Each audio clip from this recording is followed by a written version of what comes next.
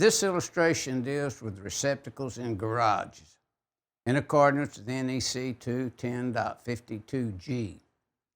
The note kind of states in the illustration that receptacles are installed on the wall should not serve other receptacle outside.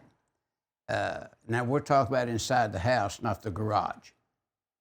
And then when we get into calculations, we know that 210.11, we take the square footage of the dwelling unit, but we do not count the porches and that kind of thing. Just the inside square footage area is what our new 210.11, I believe, C states. Now the NEC loop for lighting outlets, see figure 11-11. Now the calculations, standard, optional, etc., is in volume 2 of Stallcup's electrical design book if you care to look into it.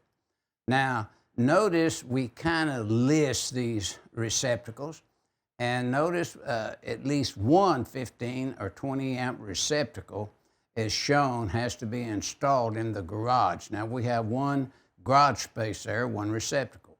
If that was a double space garage, we'd need a receptacle on each wall.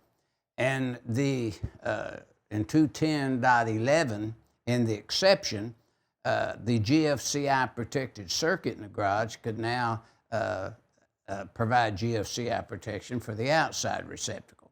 But right now we're just dealing here with this illustration, receptacles in garages. Now notice the luminaire that's switched with a wall switch is 210.70A, and this is an attached garage, 210.A2.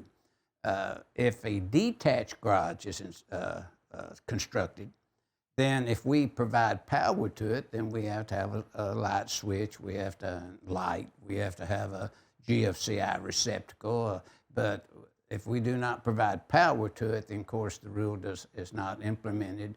We don't have to enforce that. Now you can see to the right, a GFCI protection is required in that detached garage in accordance with 210.52G and 210.8A2, and a luminaire with a wall switch is required. But now, for electricians, make note, if there's not any power run to that garage, then the rules of 210.52G, 210.8A2, and 210.70A do not apply. So this illustration is addressing receptacles in garages based upon the requirements of 210.52G.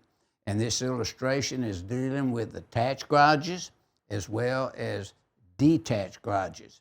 And that's what our figure 10-19 is illustrating to designers, installers, and inspectors.